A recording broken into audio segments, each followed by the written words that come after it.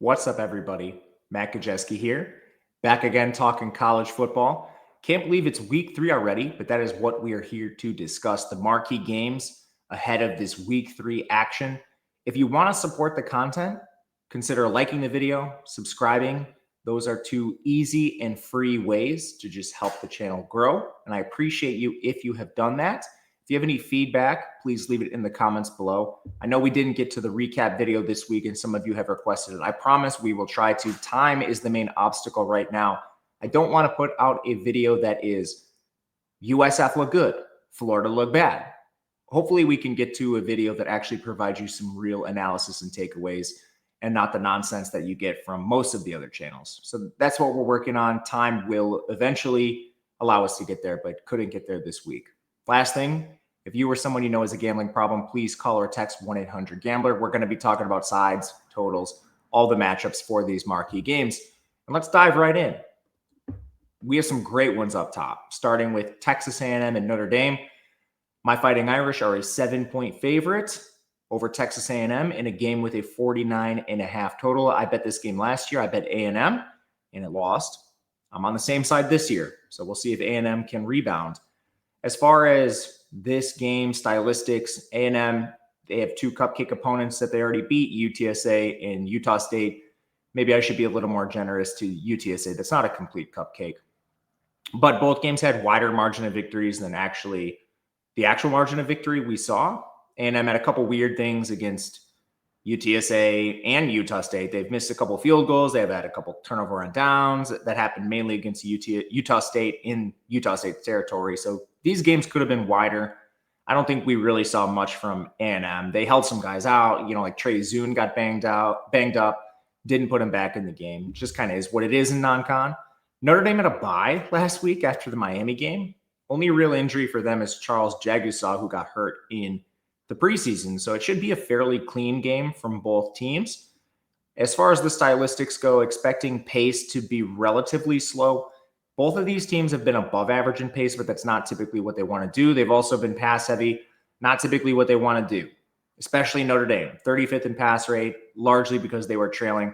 And I'm not sure. Maybe they do embrace the pass a little more with Marcel Reed in year 2, but he definitely is more dynamic on the ground. And speaking of Marcel Reed, he has shown improvement so far. That was a big question heading into the season.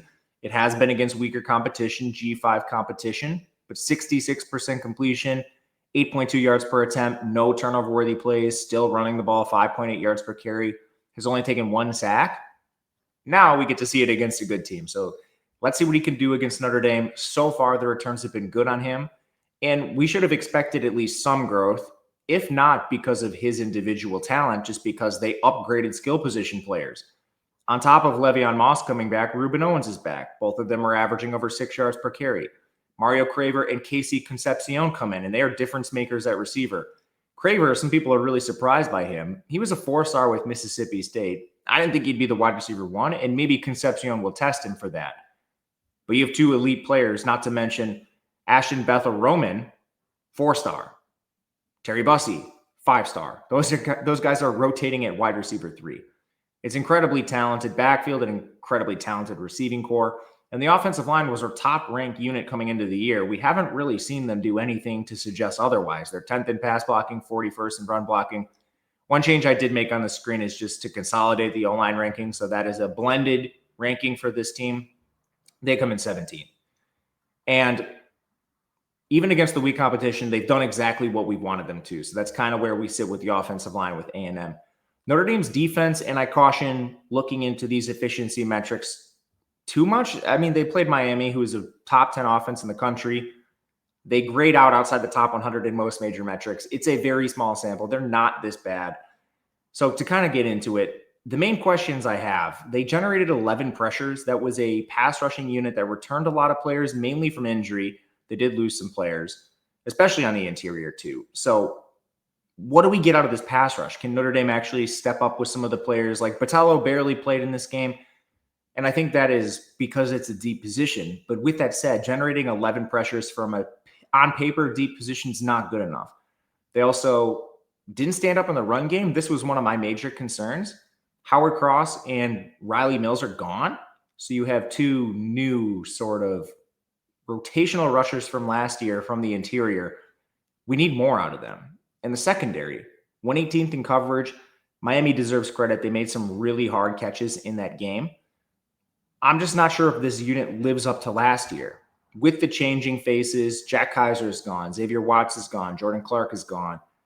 You're relying on some new faces, 5 full-time new starters, and the early returns weren't great. Now, with that said, against a very, very good offense. I'm not sure Marcel Reed is quite up to Carson Beck as a passer. As a runner, I think he's certainly better. But I honestly would take the Texas A&M skill players over Miami's. We'll see how this goes. I'm a little worried about Notre Dame's defense in some spots, but they have shown a willingness to develop positions too. So that needs to be mentioned. Plus, you're not playing in Miami. You're playing at home. On the other side, CJ Carr, I don't think he had a bad game by any means. 59% completion. That would have been way better if his receivers didn't drop 9.5% of his passes. It was a rainy game in Miami. The difference is Miami's receivers weren't dropping them and Notre Dame's were still. 6.9 yards per attempt, 1 big-time throw, no turnover-worthy plays. Somehow he had 1 interception, another receiver stat. You could blame the receivers for that. Pressure rate was 29%. That's a little high, but Miami's pass rush is amazing. After that game, Ruben Bain was getting top 10. I don't know, NFL draft pick, sort of. That was the discourse around him. Carr's 1.6 yards per carry. He's a little mobile, but nothing crazy. I think he will grow into the quarterback room, especially as he gets more comfortable with receivers and he plays less difficult opponents. Now, I'm not sure what Notre Dame did in the run game. Jeremiah Love, 3.3 yards per carry. They barely ran him. It was almost a non-existent run game, which is curious considering it was raining. The receivers, again, didn't give them a lot with all the drops. Raridon, their tight end, led them with 97 yards. They did improve throughout the game also as the rain stopped. I like the skill position players on paper. You bring in Malachi Fields from Virginia and Will Pauling from Wisconsin to help out Greathouse and Faison. Better days should be ahead. This offensive line had some issues, and they did lose some players. Fortunately, they were very injured last year, so basically everyone has some experience. But still, it might not be enough. Like Ashton Craig played 159 snaps last year. He got wrecked against Miami. Emil Wagner didn't have his best game either. Gearby Lambert and Sullivan Absher split time at guard. That went really bad. So I don't know. There's like some things they need to iron out. What are they doing at guard with Absher and Lambert? Is Ashton Craig actually going to play full-time in this offense? There's just a few questions with this unit. So 133rd pass blocking, 113 run blocking. They're certainly better than that, but where do they come in? When do these questions get solved? Because you're facing a defense which has been solid so far. They did allow 6 yards per carry to UTSA that was basically on 175-yard Robert Henry run. The defense is full of transfers on the defensive line, especially after they lost all those NFL guys, but Searcy from Florida, Hayes from Colorado and Pitt, Onyedem from Iowa State. Those are high-level transfers, and they've played well for the most part. The back end stood on business. They needed some improvement just via coaching. It's a super talented secondary, so I don't think it's going to be hard to throw on A&M. Overall, we have a lot of edges A&M's direction. Aside from the home field venue, most of the offensive advantages go to A&M. Defense, I still gave slightly to Notre Dame just based on preseason expectation, but even that is super close. Taking a touchdown with A&M makes a lot of sense to me. This is a number we already took, a number we took last year admittedly and lost. But if you're interested in the A&M side, these sevens are widely available. This is just too talented of a team to be catching a touchdown to a Notre Dame with a lot of change. Florida LSU is game 2. This is a 9.5, 8.5 point spread in favor of LSU. It's bouncing all over the place. Both numbers are available. The total is 48.5. Florida, coming off the disastrous loss to USF, they were messing around a lot in that game. To get into it, 46% post-game win expectancy. They were outgained 6.0 to 5.6 in yards per play. They had 11 penalties. They drove into the red zone or just outside it 3 times. They came away with 3 field goals. They had the lead late in the game and could have run the ball to sort of milk the clock, and instead they threw the ball twice. Billy Napier making some questionable decisions. They give the ball back to USF. They have the clear penalty, the ejection for the spitting, which wasn't the only problem on that drive, but one of them. So they end up losing by 2 points to USF. It was a disaster. They also held some players out, like LJ McCray only played a couple snaps. Caleb Banks still hasn't played. They rotated a lot of linemen in the first half. underestimating their opponent very clearly, and they got an L for it. Meanwhile, on the other side, LSU beat up on Clemson. Very good win for them. Thought it was going to be a little questionable heading into halftime, but got to give Brian Kelly some credit. The halftime adjustments were awesome. They won yards per play 5.1 to 4.5.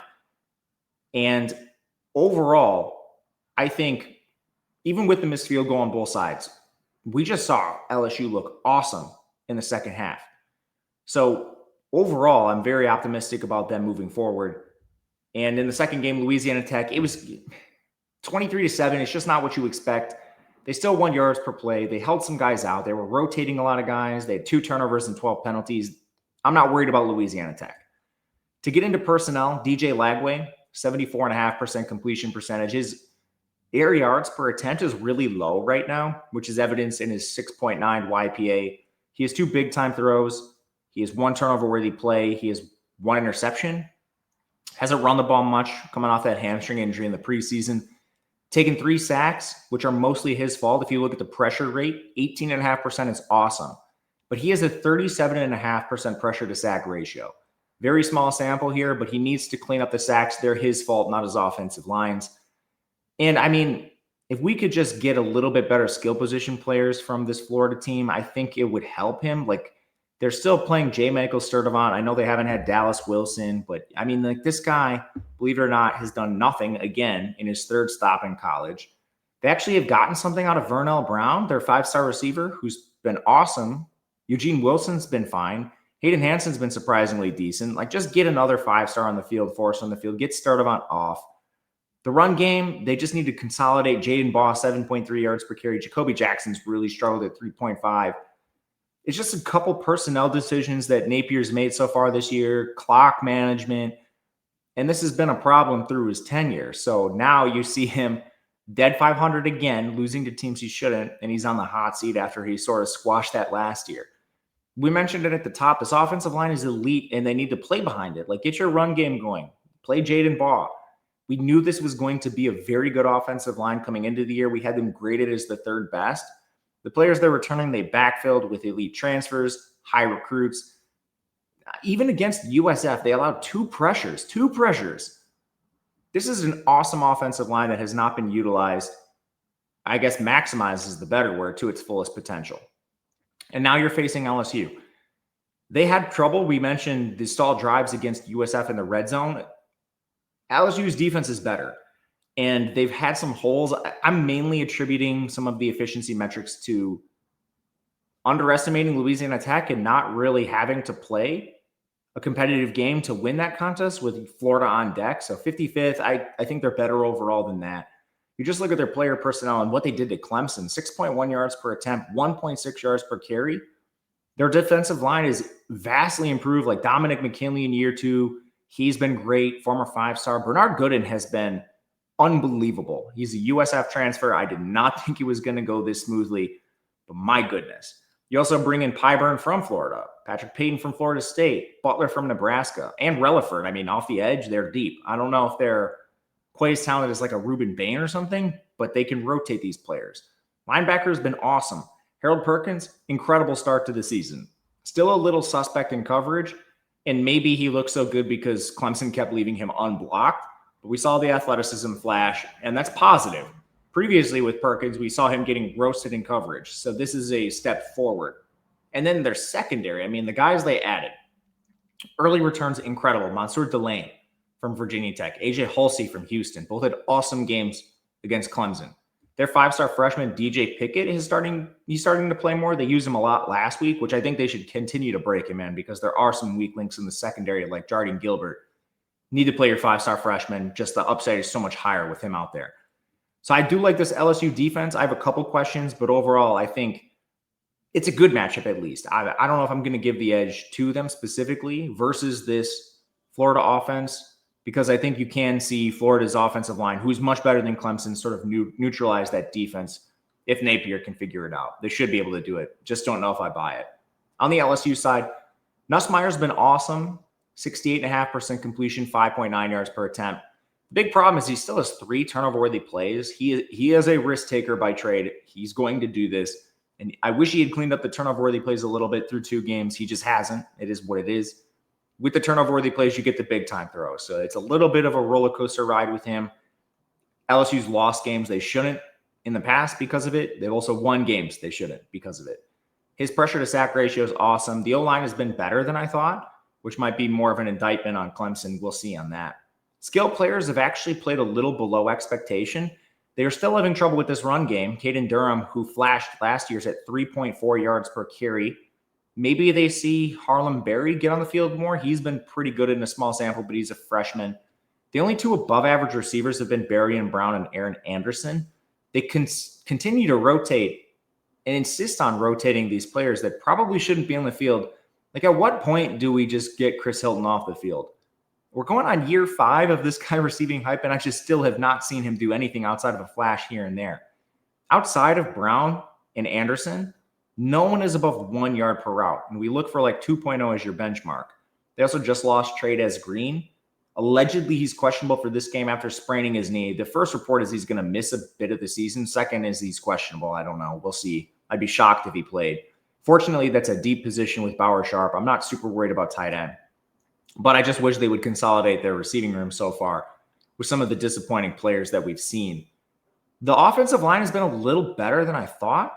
They did lose Braylon Moore to an ankle sprain, and they called him questionable too, but I don't think he's going to play. Going from him to DJ Chester is a massive downgrade. Chester was atrocious last year.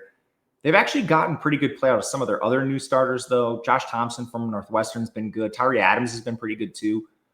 I think this is probably an average offensive line. They did not live up to expectation last year when they had more talent. It's sort of the opposite this year. They've been playing a little ahead of their talent, and that's positive for now, but losing more is definitely a question, especially because Florida's defense is not something to just overlook. They've underachieved. Tyreek Sapp, who is supposed to be their best player, their edge rusher, potential top 10 picks, been off to a really slow start. They've also missed Caleb Banks inside, probably their best defensive tackle. Not to mention McCray's been banged up. So it's been a little bit of tough sledding for this Florida defensive line, who has more talent than what they've shown so far. Linebackers have been good. Miles Graham, Jaden Robinson. The secondary's been above average too, outside of Sharif Denson, who I hope they just bench at some point. They're full of 4 and 5 stars. But this Florida defense has lived up to expectation. It's been their offense that's let them down more than anything else, coming away with field goals in the red zone and whatever else. And penalties, honestly. Penalties extended a lot of USF drives, which is a shame.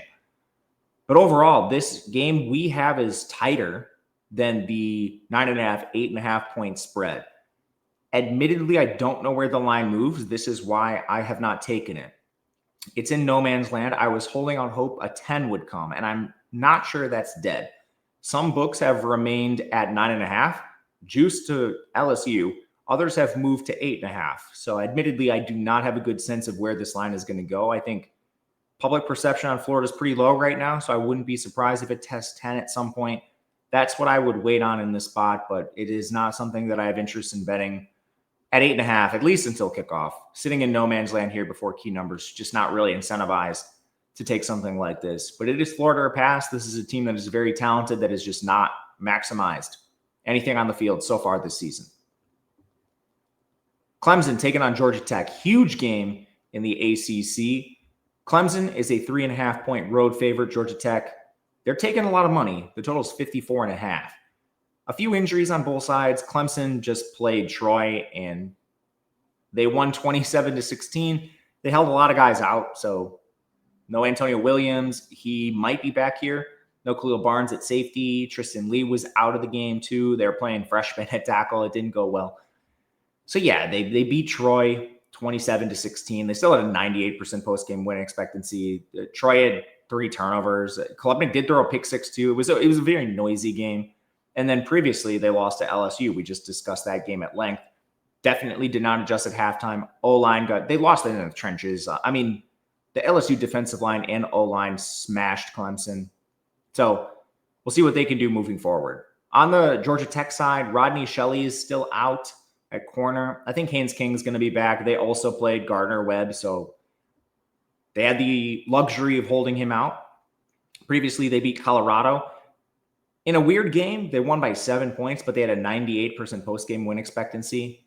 They did have 3 turnovers, which somehow only resulted in 7 Colorado points.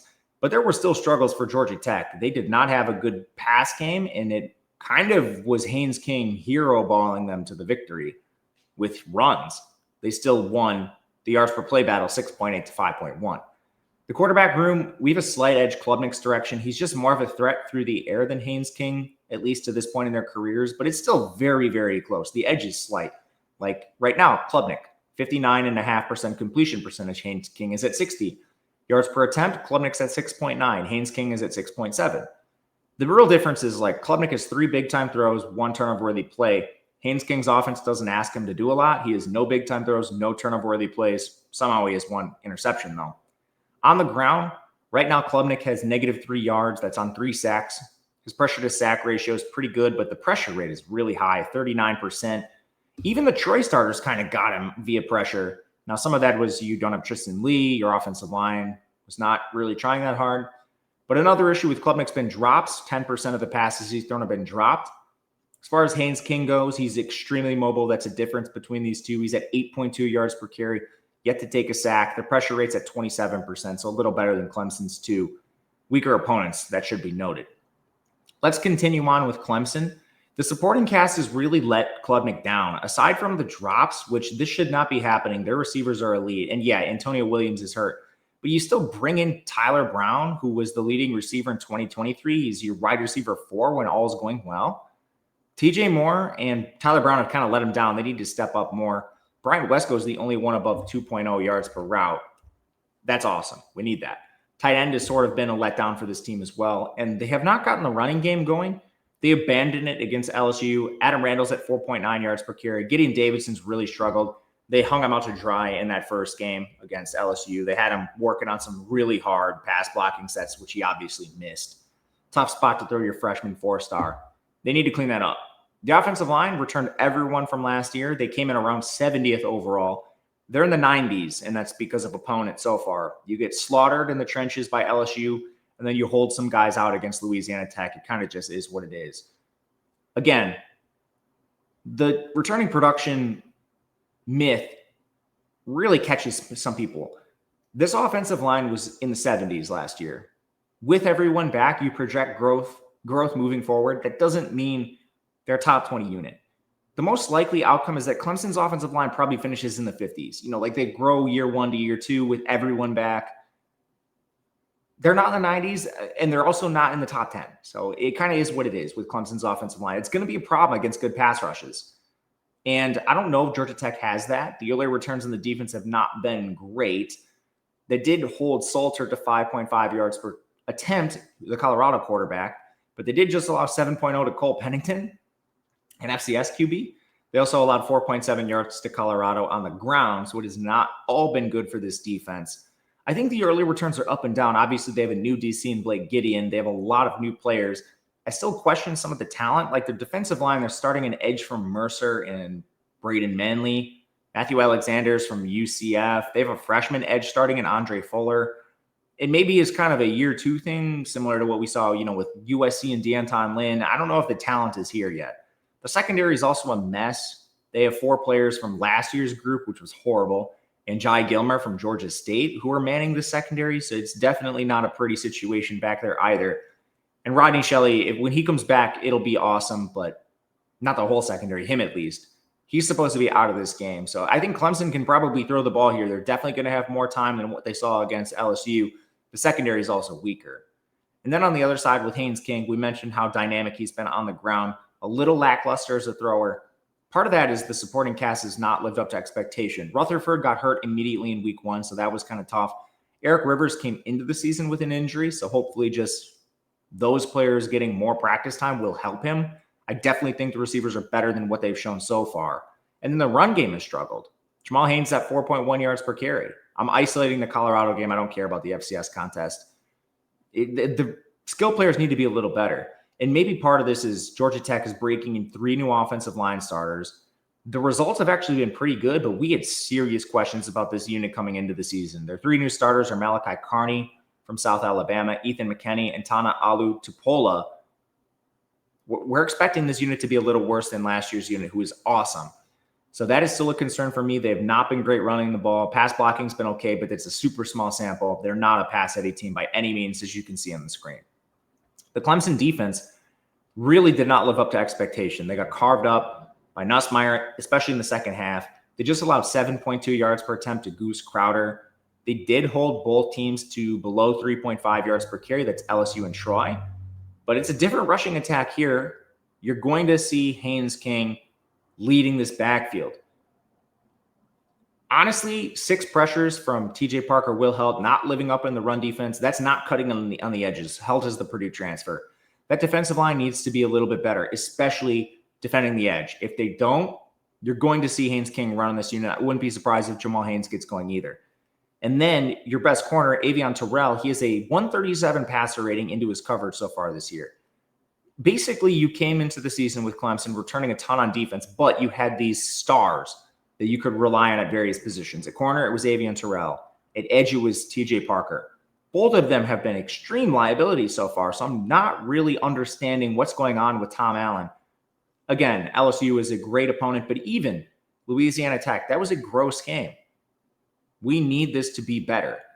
And when you look at everything, the talent certainly favors Clemson. They're the team with a lot more continuity, which generally helps teams in the preseason in weeks 1, 2, and 3.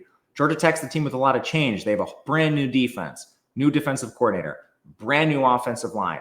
The only thing that remained consistent for them is Buster Faulkner, their OC, and their skill players alongside Haynes King. We make this line outside the 3.5.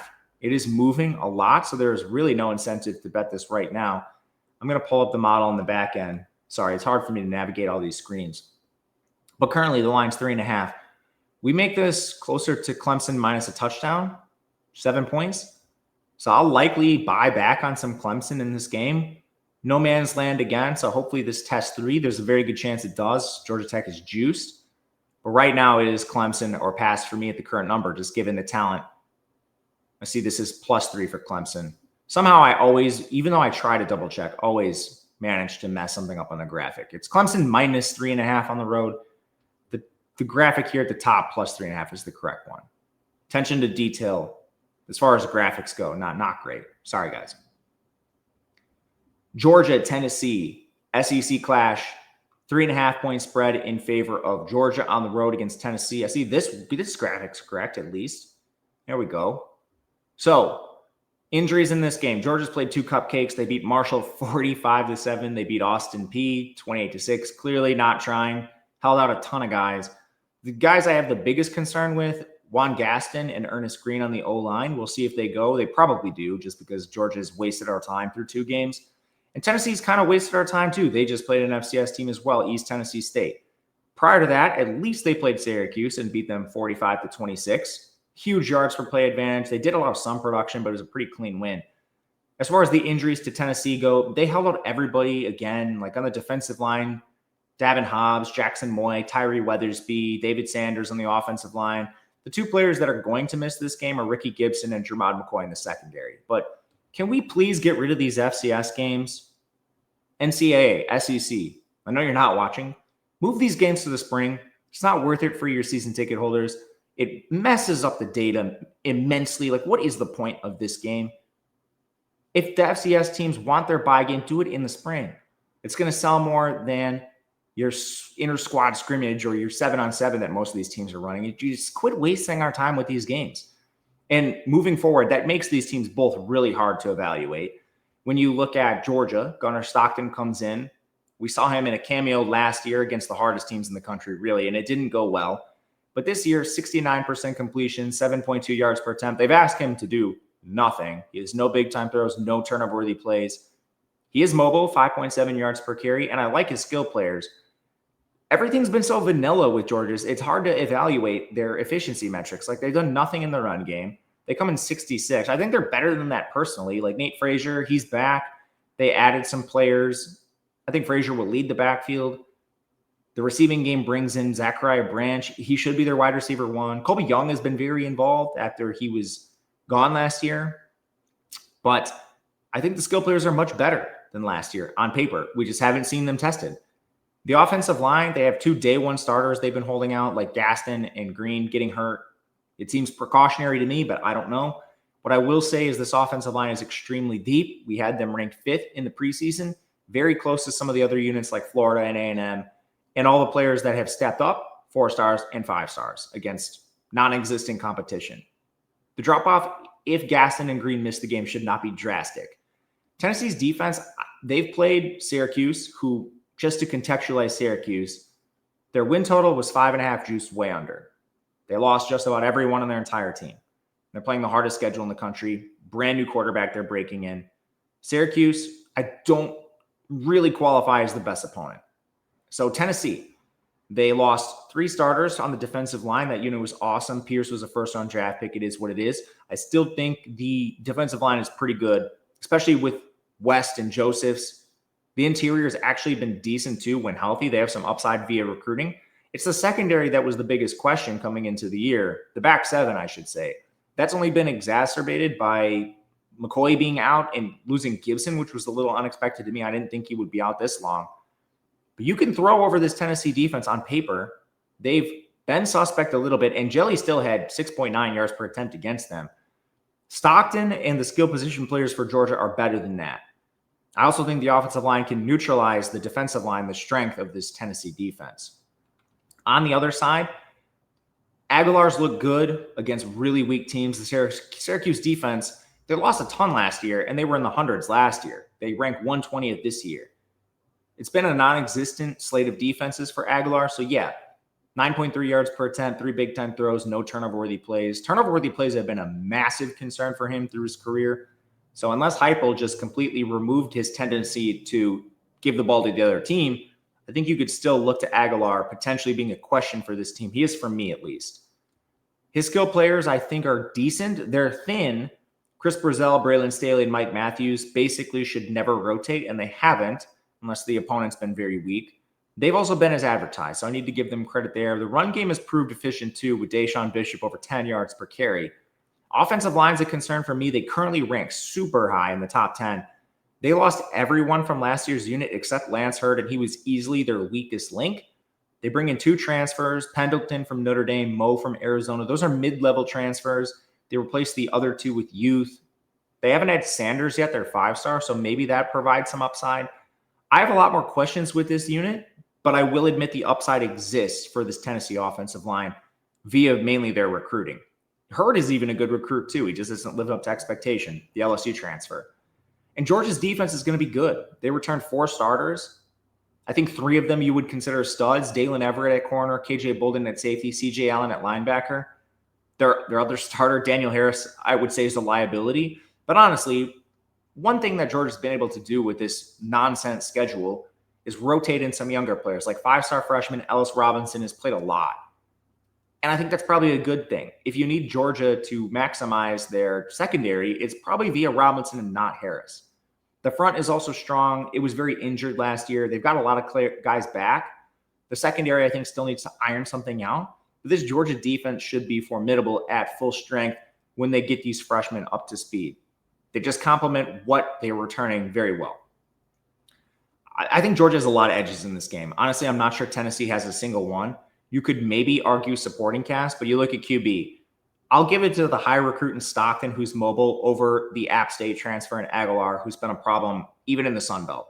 Supporting cast, Tennessee does have a really good supporting cast at the top. Georgia is deeper, but that doesn't matter for this week. All of the Tennessee players are healthy, so I think you could give an edge there. O-line, I'm still giving to Georgia. I need to see more from Tennessee, not just Syracuse, not just an FCS opponent. And then defense, I think it's Georgia almost without a doubt, considering where this Tennessee secondary sits. Money's been pouring in on Tennessee. I get it. We actually make this pretty close as well. When you look at the number, we have this right around the 3 itself. So yeah, I get it. We made it in the preseason 4.5. I'm just not sure we can look at the changes in the model with all the noise in the box scores for both of these teams and really think these defenses have changed. The offenses have changed. So I'm honestly probably going to override the model and play Georgia at some point. This looks like it's going to go to 3. When it does, it'll be a number I certainly take a look at and probably take at this point. Tennessee, just basically to sum it all up, Tennessee was a team I was looking to fade Georgia was the team I was pretty neutral on in the offseason. Another SEC matchup, South Carolina versus Vanderbilt. South Carolina favored by 5.5, 48 is the total. Didn't mess up this graphic either. That's good. 2 for 3 out of the last 3. Injury-wise, Vanderbilt's sitting pretty healthy. They had a couple players banged up. They all played last game. South Carolina played an FCS team, so they held a ton of players out. You're going to have to watch and see who plays. I won't name everyone. I'll just say I think everyone's back, or at least most of them. The main players to watch are like Brandon Cisse in the secondary. Basically the secondary, I would say. Bakari Swain, Jalen Kilgore. Anyway, when you play South Carolina State, you have the luxury to hold those guys out. Vanderbilt played their FCS team in week 1, wasted our time. They slaughtered Charles Sullard. Then they beat up Virginia Tech badly. And this could have been worse. Virginia Tech, they had 14 points off Vanderbilt turnovers. They got slaughtered in yards per play. They got beat down by 24, and this could have been a 44 beatdown. South Carolina, they also beat Virginia Tech in week 1. This game was not as clean. They outgained them 6.3. Excuse me, they were outgained by Virginia Tech 6.3 to 4.7. They still had a 97% post-game win expectancy. I mean, that is very good special teams, but just the optics in that game, Virginia Tech, their win or their loss to Vanderbilt was a lot more telling than South Carolina's, in my opinion. South Carolina is the home team here. So what do we expect moving forward? Quarterback, Vanderbilt has Diego Pavia. There are starting to actually be rumblings of Diego Pavia to the NFL, like Diego Pavia draft pick. We've been on an island and taken a lot of criticism for having Diego Pavia ranked in the top 3 of SEC quarterbacks. And just to reiterate that quickly, it's not that I think Diego Pavia talent-wise is a top 3 quarterback. Put him in the LSU offense. Yeah, I think Nussmeier's better. Put him even in the South Carolina offense. I still probably would prefer Sellers. But for what Vanderbilt asks him to do and how valuable he is to this team, I don't think there's a better matching in the country, really. Like, he has a 74.5% completion percentage, 11 yards per attempt, 6 big-time throws already, 2 turnover-worthy plays. That needs to be cleaned up. He had a bad interception against Virginia Tech. Luckily, the Hokies are so bad it didn't matter. 5.5 yards per carry. He's only taken 1 sack. And then you can look over his career stats. His sack rate is super low. His turnover-worthy play rate is one of the lowest in the country. He doesn't have a lot as far as skill position players in offensive line. And I think they're upgraded this year. So what you saw with Vanderbilt last year, this team should be a little more dangerous. Cedric Alexander's up to 7.1 yards per carry. I think the former 4-star running back is not only a year older, but he's playing behind a better offensive line. Stowers is back, picked up right where he left off. They're doing some weird things on offense, like Trey Richardson from Washburn is leading their team in receiving. That's not even FCS. I typically don't bet on those guys, but so far it's been decent. Martell Height is giving them a spark occasionally when he plays offense. And then their offensive line, weirdly imbalanced right now, but they added a lot of good transfers. Cade McConnell comes in. Isaiah Glass comes in. And even the struggles they've had. Like, Glass hasn't always played well this year from Oklahoma State, but it's via penalty. He has 5 of them. If he cleans that up, it's going to be huge. This offensive line was outside the top 100 clearly last year. And this year, I think you might be looking at more rank 70, something like that. South Carolina's defense has been okay. They allowed 6.3 yards per attempt to Virginia Tech. It was kind of a situational bleeding for them. They did some good things and then they did some bad things. We expected them to take a step back, which they have shown so far. They lost so much, especially, like defensive backs up front. Dylan Stewart returns. That's about it from their defensive line. Him and Brian Thomas are still good. And the interior has been surprisingly decent, but they lost basically everyone outside of Stewart from last year. Their secondary, you lost Eamon Wari in the secondary. You're playing a lot of transfers. And it's hard to say anything about them in the secondary, especially because last week, holding out Cisse, Kilgore, Holman, Collier, like Bakari Swain, what does the secondary actually look like? I still am not 100% sure. But 6.3 yards per attempt at Jones is not the best thing. And linebacker's been an absolute mess. They added Sean Murphy and Okoronkwo. Both of them have not stepped up. Good recruits that have not lived up to expectation. Fred Johnson's been on an island there. All this to say, I think you can move the ball in South Carolina. Their efficiency metrics, they're probably a little better in most of these categories, pass rush and coverage, but I don't think this is the South Carolina defense, the top 10-5 unit that got them to near college football playoff eligibility. On the other side, Sellers, he gets all this hype, which he, honestly, Pavia probably deserves just as much. Sellers comes in with a 60.5% completion, 8.9 yards per attempt, 2 big-time throws, 1 turnover-worthy play. His rushing output is down 2.3 yards per carry. That's because he's taken a lot of sacks. And honestly, these are indefensible. The offensive line has improved. Last year, it was horrible. This year, they're allowing a 28% pressure rate. Sellers' pressure to sack ratio is 43%. To give you some context, like the baseline numbers around 20%. If you're under 20% pressure to sack ratio, you're handling pressure well. Above that starts to get a little dicey. 43% is unbelievably bad. So Sellers needs to clean this up. Right now, he's causing his offense a lot of problems. In his defense, his skill players aren't very good. I don't know if Rasul Faison's not up to speed or what yet, but he has 12 carries on the year. You can't be going out there with Attaway leading an SEC backfield. It's just, if you're not going to play Faison, and maybe he's not up to speed, he basically didn't have any offseason. But if you're not going to play him, you're just not playing an SEC level running back. You're relying on Sellers. They have good receivers as far as recruiting. None of them have lived up to expectation. Now, Nick Harbor had a touchdown overturned in week 1. That would probably improve his numbers, but he still has 99 yards. Vandrevius Jacobs, Mazio Bennett Jr. have been disappointing. They have given their freshman 4-star Donovan Murph a longer look, especially last week in the FCS game. Maybe that provides a ceiling, but it's been kind of tough out here for Sellers. He doesn't have a lot around him. And the offensive line, I still think, is pretty bad. They lost 3 players. They returned both tackles. They were their worst starters, Kason Henry and Josiah Thompson. They're starting a Troy transfer in Boaz Stanley. That's not gone well. They just started a 4-star Shedrick Surratt at guard. There's a lot of questions with the South Carolina offensive line still, even if they are a little improved, and Sellers has hung them out to dry a couple times.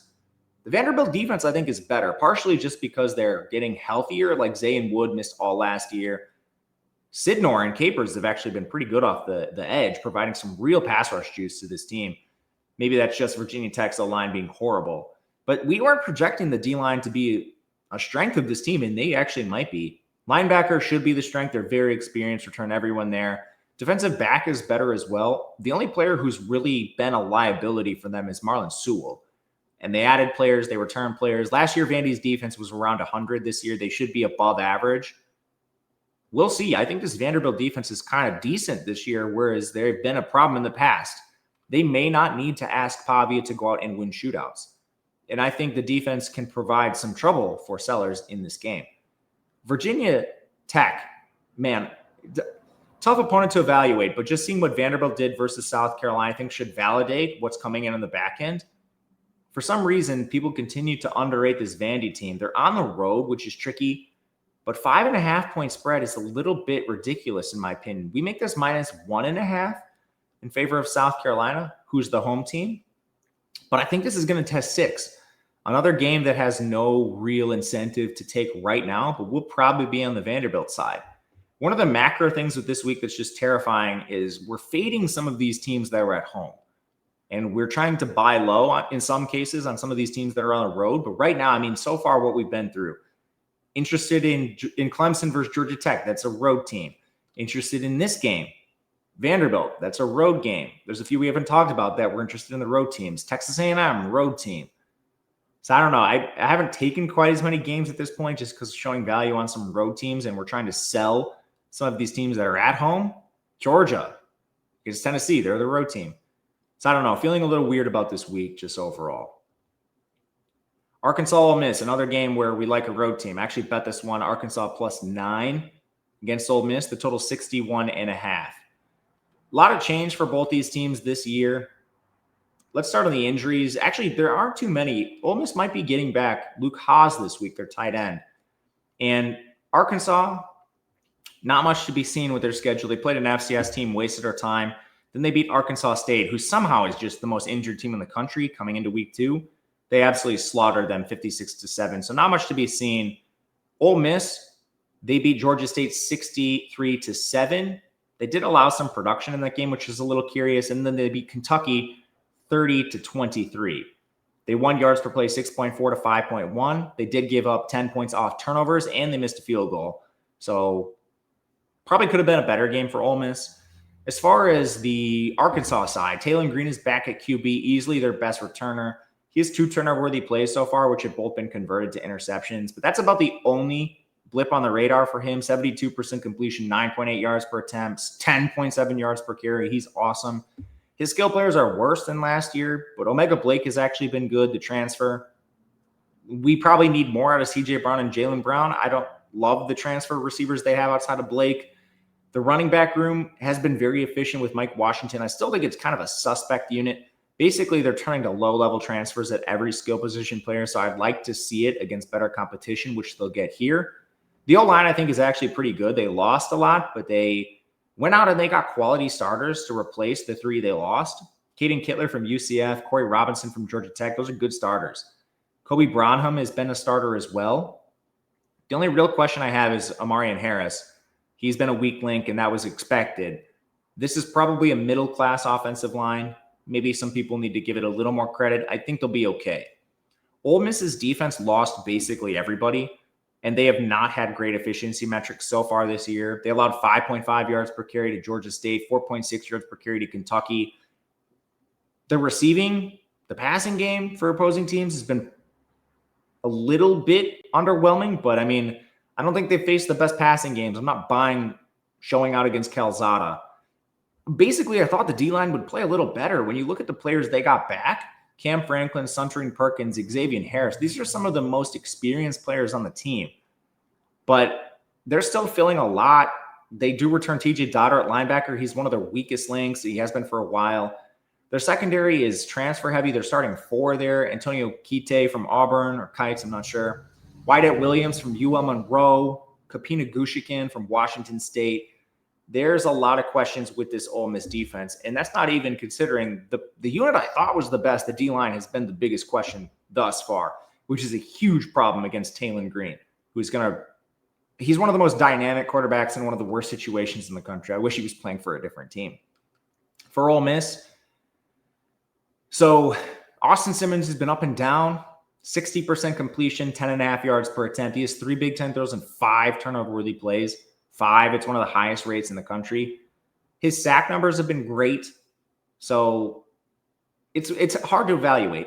His numbers did regress against Kentucky, but that still came in at 9.8 yards per attempt. The skill position players are awesome for him. Run game's been great. Kawan Lacey's really stepped up in this backfield. Harrison Wallace from Penn State is 247 yards. He's been dominant. And that's not even considering they're getting back Luke Haas. Daquan Wright and Dazon Stribling are decent role players for this team and probably have a ceiling for more. The skill players are good. In the offensive line, this is the problem, in my opinion. 91st in pass blocking, 121st in run blocking. Is there any noise here? 4 starters are gone from last year's unit. Not even a single starter on this unit has reached average play, and the competition's not been fantastic. They did get back Delano Townsend from UAB. It didn't matter a ton. They're not giving Simmons the best chance to succeed. They've masked O-line problems a lot in the past. Dart had some 2 years ago. They were still a good team. Kiffin's no dummy. He knows what's going on. He can get the ball out fast. This team plays at the speed of light. They mitigate problems like this as well as anyone, but it is still a problem. Fortunately, Arkansas's defense is questionable. They look good so far because of opponent. I think Cam Ball is really your only difference maker on the defensive line. He's a defensive tackle. Like, your edge group is Justice Boone from Florida, Philip Lee from Troy. That's okay. The secondary, I mean, they're starting basically all transfers. Julian Neal from Stanford, Connie Walker from Oklahoma, Caleb Wooden for Auburn. I will say some of those players are good recruits from good programs and are semi-experienced. I don't think it's a bad defense, but I don't think they're as good as they've played so far. My expectation heading into the year was average. I think Ole Miss can move the ball on average. Against an average defense, I should say. So we'll see here. But when you break everything down, like QB, I think Arkansas is the edge right now. Green versus Simmons, mainly experience. Supporting cast, this one's not even close. I think it's got to go Ole Miss. Offensive line, we have definitively to Arkansas. Defense, I think Ole Miss gets a slight edge, but it might be closer than you would expect. So when you boil all of this down, 9 points is the spread. When we look to this on paper, we have this spread coming in at closer to a field goal. We were on the Kentucky side last week. We didn't take it, but I feel fortunate because Kentucky's so bad. But this is more an Ole Miss thing than Arkansas or Kentucky last week. Ole Miss has problems. They have offensive line problems. They have a lot changing on defense. They have a very young quarterback who's still putting the ball in harm's way frequently. We took +9 with Arkansas. This is one this number's available. You can get it right now. USF Miami. This is the talk of the town. We have Miami as a 17-point spread, 56 total. USF, only player I have mentioned for injuries, Jack Wilty on the interior offensive line. He missed their last game. Miami, they held a bunch of guys out playing an FCS team, Bethune-Cookman, JoJo Trader, CJ Daniels, Jordan Lyle. They're all expected to return. So in this game, can USF continue? They beat Boise, crushed them. Boise did move the ball well, I will say. They had 3 turnovers on down, or they had 3 turnovers, multiple turnover on downs. It wasn't great showing for Boise, but that helped USF. Ton of points on turnovers. Then they beat Florida. We already talked about that game a lot. Florida kicked a bunch of stuff, field goals in the red zone. I don't know. It was a messy game. Miami beat Notre Dame, and there was really no noise in this game. They did force a pair of turnovers, but they soundly outgained Notre Dame. It was a messy game. They were at home. It was rainy. They got it done. Let's talk about these teams. We'll start with USF. Byron Brown, he's been awesome for this team. He's the engine of the offense. He still has some issues. 3 big-time throws, 1 turnover-worthy play.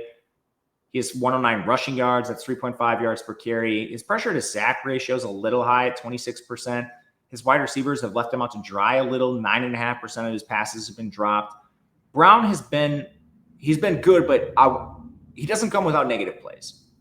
That should be mentioned. We talked about the skill players. I think we need to see more Alvin Isaac at running back because Cartevious Norton has been a huge waste of time. 3 yards per carry on the ground for him. Singleton's been okay. Nimrod's been okay. Those players do have drops, which sort of brings them a little bit. But that's also where your big plays come from with Singleton and Nimrod, the Tennessee transfer. Moody Rubin's been a little involved. The skill players, I think, are above average. I wish they would just cut out some of the negatives. The O-line is where I have a lot of questions. They had 5 back with starting experience. They opted to start 2 transfers instead of some of the incumbents, which is probably a good idea. This unit was like a bottom 10 unit in the country. So they go with Thomas Schrader and Connor McLaughlin from App State and Stanford. It's been really up and down to start for this team. Some great play, some very questionable play. And I think most likely they probably creep around to 100, but this unit's still a problem. So now you face Miami. All right, you've had 2 teams underachieve against you on the defensive line. Is Miami going to follow suit? I would doubt it, especially now that this is not an opponent you're overlooking. We also have Miami coming off an FCS team. This is the 3rd tough game for USF in a row. How are you going to stop Ruben Bain, Akeem Mesidor, Ahmad Moten, Louisiana Tech transfer David Blade? They've all been awesome on the D-line. Linebackers, Motore fills in with Vicente. This linebacker room's awesome. Secondaries, the biggest question, weaker links are Zechariah Poyser from Jacksonville State and Jacoby Thomas from Tennessee. But that's not how USF wins anyway. Miami's begun to mix in more players, some younger recruits against the FCS team. We'll see how this shakes out over time. I just don't know how USF scores in this game. They were able to score against Florida. They barely scored, first of all. And second, Florida handed them points. So the offense has been a problem for this team. Largely turnovers via the other team and penalties have gotten them to scoring position. So I don't think they score as much. Then on Miami, Carson Beck, as advertised so far, slice and dice the Notre Dame defense, 8.8 yards per attempt, no turnover-worthy plays. He's not a runner, but we knew that coming in. As a passer, he's been elite. His skill players, I think, are stronger than maybe we think. They didn't have Jordan Lyle really at all, but Mark Fletcher's been good. Tramar Brown's been okay. Receivers have been awesome, and we knew this would kind of come down to what do their younger players give them, because the transfers, CJ Daniels, he's okay. Keelan Marion, nothing really to write home about. But they go out and Malachi Toney leads the team in receiving. That's something you needed. You have to have the young players step up for this team, which they apparently have. And they don't even have JoJo Trader yet. When he comes in, maybe they're even better. Elijah Lofton at tight end. It's a good skill position group. The O-line we had is easily a top 4 unit in the ACC, potentially even better. They are okay so far. They're kind of messing around with some players' roles, where to put them, but they returned 4 with starting experience. They backfilled their center position with James Brockermeyer from TCU. It's an awesome O-line. And USF's defense comes in 113th. They're full of transfers. Not all of them have lived up to expectations. Some are good, some are questionable, like Josh Seliskar from A&M, solid. He's on your defensive line. You're blending that with Denard Flowers from Murray State and Trayvon Mitchell from West Florida. There's ways to beat this. Linebacker room is very good. It's easily the strength with Mac Harris and Jalen Schuler, but defensive back is very concerning.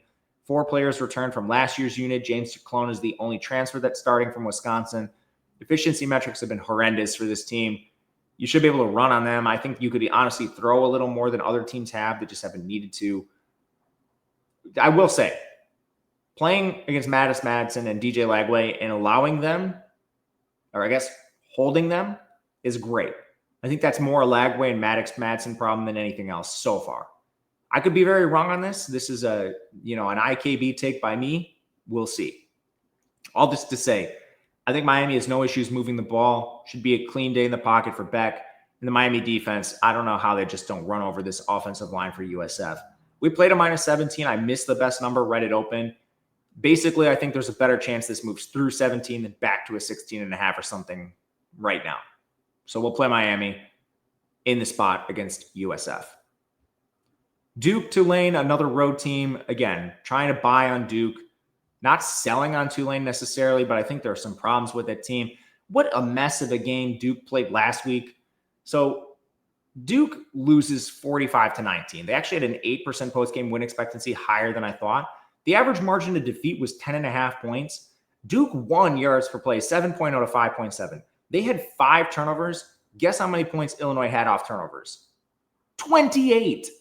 Now, in the second half, Illinois did have some long drives. They had a lot of success through the air. More on that later. Credit to them. But so I bet this game live last week. Concerned about Duke coming into the game. Illinois is a good opponent. How does that defense match up? Secondary, especially against Mensa. You're upgrading Duke's passing game. You're downgrading Illinois a little bit. Not that much because they returned a ton. Duke walks right down the field, end up kicking a field goal. But I see like their first 10 plays. I'm like, oh, this is taking Duke right now before this gets out of hand. 5 turnovers, bet's dead. So anyway, Duke looked awesome in spots outside of the egregious turnovers. Tulane beat Northwestern. It was kind of actually the same thing that Duke did. Northwestern had 5 turnovers. Preston Stone was a disaster. Tulane had 17 points off turnover in that game, 1 yards per play. But then last week, they come back with a win over South Alabama by 2 points. They lost the yards per play battle. South Alabama probably would have won that game if they didn't fumble on the Tulane 18. That was a gross game. So when you look at these teams, Mensa comes in without a doubt an upgraded quarterback. He has negative rushing yards, but the athleticism in the pocket is clear. The only thing I think he needs to clean up, some of the negative plays, he has 3 turnover-worthy plays. He has a 30% pressure to sack ratio.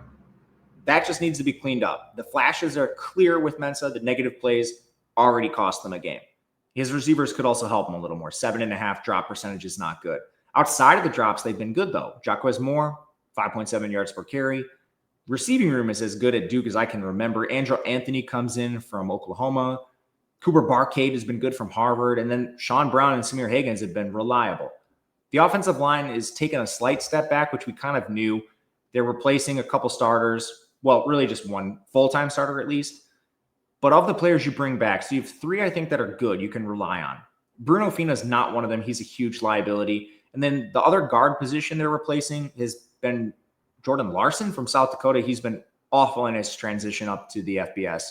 So there's 2 weak links. It should be an average O-line. And they're facing Tulane's defense, which has been pretty good. Their main issue has been on the ground. They did just allow 9.6 yards per attempt and 4.6 yards per carry to South Alabama. Northwestern before that seems like Northwestern beat themselves more than anything else. But the defensive line is a transfer-heavy unit. Mo Westmoreland from UTEP, McAlpine from Texas Tech, Hopper from App State. Pass rush has been pretty good with Dyson, but ultimately the front 7 has been the biggest problem for this team so far. The secondary has been pretty good. It's basically just been Isaiah Shine who's gotten beat. They returned a lot in the secondary. Bailey Dispeni, Jack Tenchu, Jaheim Johnson. I think this will be the strength of their team. Duke is trying to pass the ball as much as possible, play at the speed of light. I still think they'll have success on this defense, and they can run the ball probably if they want to. The quarterback position for Tulane has been really up and down. Retzlaff a lot of his damage has come on the ground, 7.7 yards per carry. His passing stats are really poor right now, and I think the main problem is the 2 turnover-worthy plays. The completion percentage, the yards per attempt, that would be improved if his receivers hadn't dropped 9 passes. That is 22.5%. That's the worst rate in the country. And that speaks to the Tulane skill players. They're definitely worse than last year. The receivers, long gone are the days of Chris Brazell for this team. Now you have Shaz Preston with 18 yards. Your top receiver, Amari Hayes is 74 yards. He's the team's leading receiver. They're getting nothing out of these pass catchers. In the run game, Maurice Turner was hurt in our last game, so you go to Zuberi Mobley from FAU and Javin Gordon. It's just a disaster. The O-line is probably a little worse. They returned 2 players, Derek Graham and Shadre Hurst. Both of them were elite. But you're turning to Jack Holyfield at center, an App State transfer. A couple of young players are stepping up for this unit. They're probably going to take a step back as they've had so far. And Duke's defense, I didn't think it was going to be this bad without Terry Moore, but this team is now 114th in coverage. They allowed 9.5 yards per attempt to Luke Altmaier, who's throwing to, FCS level receivers. Chandler Rivers is great back there, but they just don't have enough in the secondary as long as they're going to be without Terry Moore. So this is a problem until further notice. Front seven's been good. It's just the secondary has been so bad that Duke has not been able to overcome this, especially when Illinois started making adjustments in the second half. That is good for them in this game. Can Retzlaff and these awful Tulane receivers beat them? They're definitely worse than Illinois. And then on the other side, can Duke score on Tulane's defense? I think they just did at least move the ball before they fumbled in the red zone and stuff against a better Illinois defense. We played Duke at a +2. There's +1.5s out there. There are still some +2s. This is a number I think you can play right now. We actually make Duke -1 on the road. So another tricky game with a road team, but we're going to play the Blue Devils. We're going to buy low on them. That was not a bet I regretted last week. And I made a lot of bets I regretted. That was not one. Wisconsin, Alabama. Rematch from last year's beatdown. We'll see if it happens again. There's a lot of injuries in this game. Wisconsin very, very injured. Billy Edwards probably not going to play. Owen Arnett got hurt in our last game. Corey Walker off the edge has been banged up. The Jake Renfro stuff is really scary. This guy has a long injury history throughout his career. He didn't play last week, which was against Middle Tennessee. But even the coach's comments are just like, we don't know when we're going to get him back. So I tentatively think he plays. We have him projected in, but that's far from certain. Alabama's getting a little healthier. Ryan Williams should be back. Jam Miller may return at running back. Tim Keenan probably still out on the defensive line. Don't know when we see him, but maybe outside chance he plays. Wisconsin's looked pretty bad so far. They beat Miami, Ohio 17-0. Couldn't cover that game. 4.7 yards per play. There were so many punts in the game. One of the Wisconsin scores was because DeQuan Finn threw an interception on his own 5-yard line. And they just played Middle Tennessee State, who the week prior lost to an FCS team. I don't know. It's not like it's been pretty for Bama either. They played UL Monroe last week, completely messing around. It's just not a serious opponent. And before that, we all know what happened against Florida State. And that was a sound loss. There were even probably some ways where Florida State wins by more points. Florida State muffed the punt in that game. So here we go. What does Wisconsin have on offense? Danny O'Neal is the QB, presumably, if Billy Edwards can't play. He looked okay in the first game. He still had 2 turnover-worthy plays that went into becoming 2 interceptions against Middle Tennessee. He took 4 sacks. The pressure rate wasn't great for him, but they were kind of working with a skeleton crew offensive line. He was not very good in the Mountain West. So it's just hard for me to see O'Neal actually living up to expectation in the Big Ten. His skill players are probably a little better than last year. It's sort of a wash, though. Expecting the run game to be worse without Ches Malusi, and that's been the case. Their running backs are averaging under 5 yards per carry against very middling opponents, I should say. Tretch Kakahuna is their second leading rusher this year. He's a receiver. Now, he's a kick returner, so I guess it kind of makes sense, but this should never happen. Receiving game's been poor. Vinny Anthony leads the team with 107 yards. Second leading receiver is a Missouri State transfer, tight end Lance Mason. Jaden Ballard, your crown jewel Ohio State transfer, has not even become a full-time receiver. It's tough out there for Wisconsin. O-line, they returned 3 starters. One of them is Jake Renfro. There's just really bad juju out there about Renfro. Riley Mallman and Joe Bruner are solid. Emerson Mandel's a 4-star. He's one of the other new starters. But then the other player, I don't know what they're doing. Davis Heinzen started week 1. He only played 10 snaps last week. They started a walk-on Kerry Kondoko and Colin Kuberly, a low 3-star. There's a chance this O-line just not even close to what we thought it was coming into the season, depending on how these injuries shake out. The Alabama defense, we had this as the number 1 defense heading into the country. Throw shade on that in the comments all you want. I am not regretting that ranking, but I would not make it now, if that makes sense. I don't know how to say this. I mean, like, they have probably the most talented edge room in the country. Now, most talented does not mean best, but you have like LT Overton, Quay Russaw, Jan Zapier, Keelan Keeley. It's like full of 5-stars. They haven't had Tim Keenan inside, but James Smith is a 5-star defensive tackle. Edric Hill's a high 4-star. Linebacker's been okay with Deontay Lawson and Justin Jefferson. We kind of knew that. The secondary is sort of underachieved. And Google Bray Hubbard, or not Google, search Bray Hubbard on Twitter. Like, you'll see the player effort problems with this defense. I don't know what to say. I mean, they have the chance to be a top 3 defense in the country if mainly effort is improved, honestly. Like, I don't think schematically this defense is a problem or anything. Like, you see Bray Hubbard just like jogging down the field. It looked like the players weren't trying, which makes this a very hard game to handicap in general. On the Alabama side, I think Ty Simpson hasn't been quite as bad as people think. 67% completion, 8 yards per attempt, only 1 turnover-worthy play. His receivers do have 4 drops. That's 9% of his passes. Definitely doesn't help. But we also didn't see him run as much as we thought. He's currently at 1.8 yards per carry, taking 3 sacks on a 27% pressure rate. Definitely not even Jalen Milroe status. Like, Ty Simpson's been more of a problem than that. I think some people had higher expectations and others are calling for Keely Russell. We'll see if we see him at any point, but he hasn't gotten a lot of help either.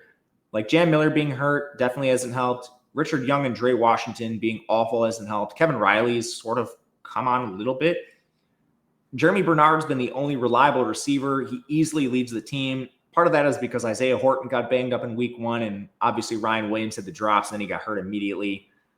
We saw Latsier Brooks, their 4-star freshman, play. Rico Scott's played a little bit. Maybe you see some changes at receiver. It's a good skill position group that has no business putting on the field what they have. The O-line should be better, but they're doing some weird stuff. They have 3 clear starters returning, 5 that have played at least 290 snaps. Allegedly, Wilkin Formby's in a battle with 5-star freshman Michael Carroll. I just don't know what to make of that. Formby's not been bad. Maybe you have a higher ceiling with Carroll, but we're entering week 3. We can't be having right tackle battles. Jaden Roberts really hasn't played much yet. He was coming into the year injured. He's played 14 snaps. Fortunately, Cam Dewberry's been fine, but it's just sort of been an unsettled offensive line for a group we thought was going to be a top 3 unit.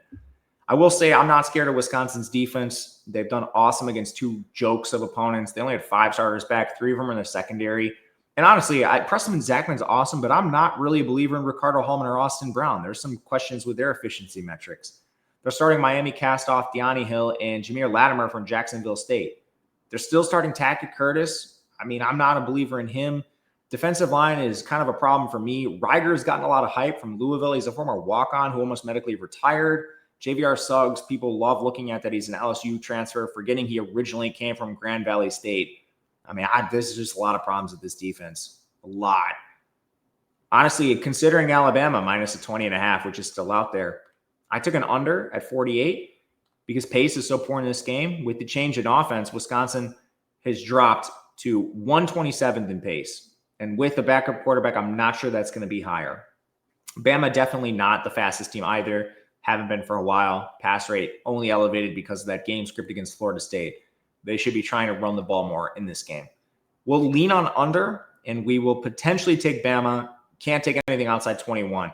But just for reference, we made this 25 before the preseason, and I don't want to buy the Florida State game too much because of Alabama's effort. We have 1 game left. We've taken too long, so let's get right into it. Pittsburgh takes on West Virginia, the backyard brawl, which has lost some of its shine via injury. West Virginia got decimated against Ohio. They lost their best running back. They lost their best receiver, Jaheim White and Jaden Bray. It's moved the line like 3 points too because this is a team that is not QB reliant. They've also had Reed Carrico banged up at linebacker. I guess fortunately Jamori Robinson got cleared, so we'll see a better edge group for them. But Pitt is just much healthier. I think you do see Rashad Battle and Timon Lyam back for this team. Sincere Lee should play at receiver. Jake Overman at tight end. They just came off a game against Central Michigan and Duquesne, so they haven't needed to push themselves. And I bet Central Michigan. So that game quickly.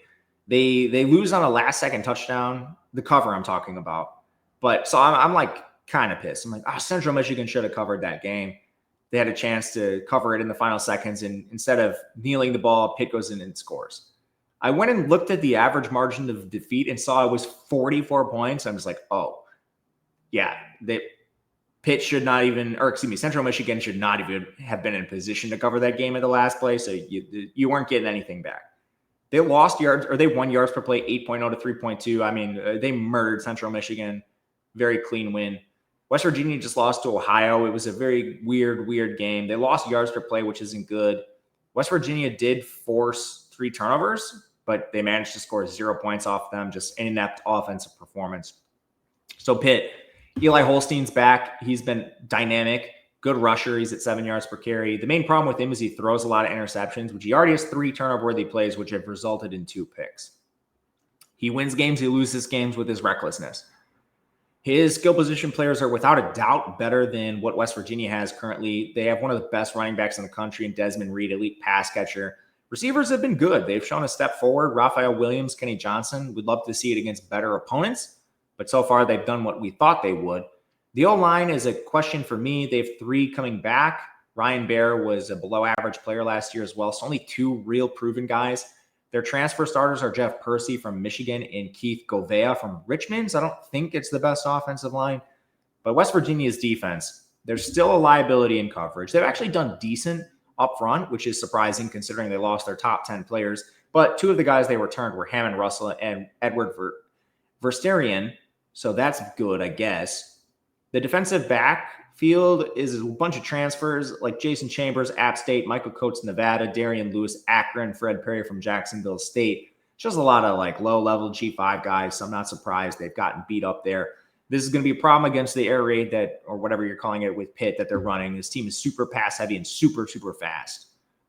On the other side, West Virginia just walking wooden. The offense is limping into this game. Nico Marchiol's been okay. He has 1 interception on no turnover-worthy plays. The main problem with his game so far has been taking sacks. He has 6 of them. And part of that is a 33% pressure rate. The offensive line allowing a lot of pressure. Another thing is his 35% pressure to sack ratio. When he's taken pressure, he hasn't dealt with it. And we're seeing a downgrade at running back and receiver now. Chris Ash, I think, is your top running back. I'm not even sure. He's a walk-on. Cam Vaughn, Jacksonville State transfers, your number 1 receiver. They still have Rodney Gallagher, but he has 12 yards. It's a mess. Offensive line, they lost the whole unit. 2 inexperienced players from last year are playing. The others are transfers. I don't know. Walter Bear Young from Tulsa has been a mess. Kimo Macaniola from LSU was playing defense last year. The O-line's a problem. Pitt's defense, I think, is pretty good. They're not number 3 in the country like they currently rank. That's opponent-based. But this unit we had coming in as a strong unit, maybe high 30s, low 40s. The defensive line has locked players back. Jimmy Scott, Sean Fitzsimmons, Francis Brew. Blaine Spires from Utah State's been okay as a transfer pass rusher. Linebacker is elite with Rasheem Biles, Braylon Lovelace. Kyle Lewis is sort of a nickel linebacker hybrid. He's awesome. And defensive back, they've been pretty banged up in the secondary. They're not starting a single transfer, which I like. But you start getting back some of the players that they've been holding out, like Rashad Battle, Timon Lynam. This secondary could be a lot better than what we've seen so far. And they've been pretty good. This is a really hard game to handicap. I'm not sure what to do. We've taken out the players that are out for West Virginia, and we make this line currently, let's see, -5 for Pitt.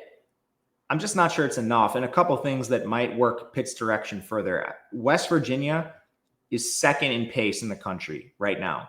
That's a staple of the Rich Rod offense with such a talent deficiency. Now, does this team just contract in pace? Probably not. But if you're the less talented team in a game that's going to get up-tempo, you're playing with fire, man. The extra possessions benefit Pitt, not you. So this is not one I think I can take. West Virginia being at home is good in this game. And this affects the total in the game, too. I had a tendency to lean towards the over, which I now realize I forgot to put on the screen. I need to do a better job of these. The total is 57.5. Probably just need someone to make the graphics for me. That would help. But it's contracted down, which makes sense given the talent you're removing. The offensive efficiency for West Virginia should be bad, but it comes down to, what does the pace look like? Do we remain second? And I think Rich Rod probably stubbornly will. If that's the case, it might just be more on the West Virginia defense, which is not good. Pitt's offense maybe has a little more success. But that's where we lean right now. We'll do some more homework on this game, see where the line goes. We're going to recap everything quickly. Bets taken so far. We have the under in the Alabama game. I am debating taking the Crimson Tide. I bet Duke plus a 2 that is still out there against Tulane. I took Miami minus a 17 against USF. Think that is a chance to move. Took Arkansas plus a 9 against Ole Miss. A lot of road teams. Vanderbilt at plus 5.5. This might go to 6. I will take it if it gets there. We have not yet. Georgia, debating them minus 3.5 against Tennessee. I think this goes to 3, so not a real incentive to take it now. The same thing with Clemson, minus a 3.5 against Georgia Tech. If that gets to a 3 there, I will take it as well. And the last one, Florida, this is just a lean right now. We will consider that if it gets to 10. Oh, not the last one. I did bet A&M plus a 7. But that'll do it for the recap. We'll do a better job on the graphics moving forward. I swear that I had that all squared away. But alas, failed. Can only get better from here. If you have comments, leave them below. Oh, if you have a request for the G5 episode, the Greasy Game episode, please leave it. Took a lot of requests last week. Basically, it was all requests and then rapid fire at the bet. So if you want an in-depth G5 game, leave it below. Otherwise, thank you for watching. It means a lot. Until next time, good luck, everyone. We will see you later.